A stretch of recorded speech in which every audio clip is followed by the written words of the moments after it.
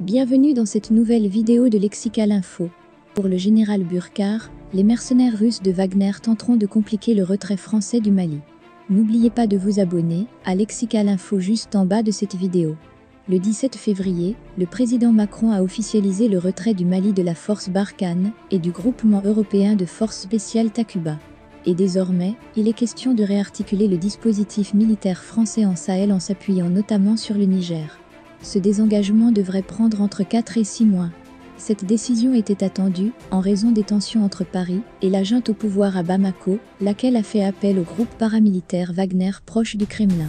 Pour autant, lors d'un débat sur la présence militaire française au Sahel organisé cette semaine au Parlement, la ministre des Armées, Florence Parly, n'a pas lié le départ de Barkhane à l'arrivée des mercenaires russes au Mali.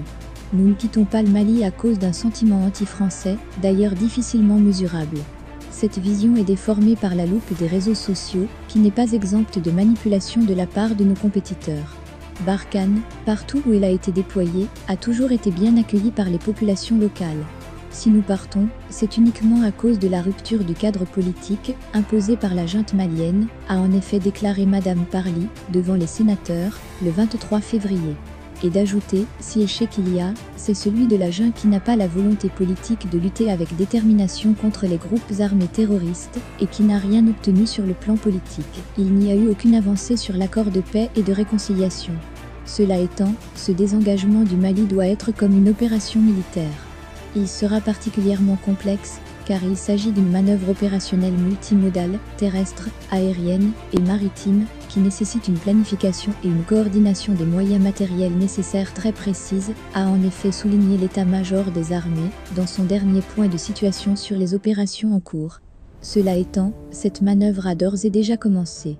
Ces premières étapes comprennent l'acheminement des matériels nécessaires au démontage des emprises françaises au Mali, le colisage des matériels, les démontages des bâtiments, a précisé Lema, et un premier convoi logistique a quitté la plateforme opérationnelle des airs de Gao. Mais, en même temps, il faut aussi le ravitaillement des autres bases opérationnelles avancées françaises Menaka, Gossi, dans l'attente de leur rétrocession aux forces armées maliennes FAMA. Ce qui mobilise des moyens relativement importants. À l'antenne de FRANCE 24/RFI, le 25 février, le général Thierry Burkhardt, le chef d'état-major des armées SEMA, a estimé qu'il faudrait bien 6 mois pour mener à bien cette réarticulation en bon ordre en sécurité. Cette opération, d'un point de vue logistique, est quelque chose d'extrêmement lourd et complexe, avec des élongations énormes, un terrain abrasif, des voies de communications aléatoires, a-t-il justifié.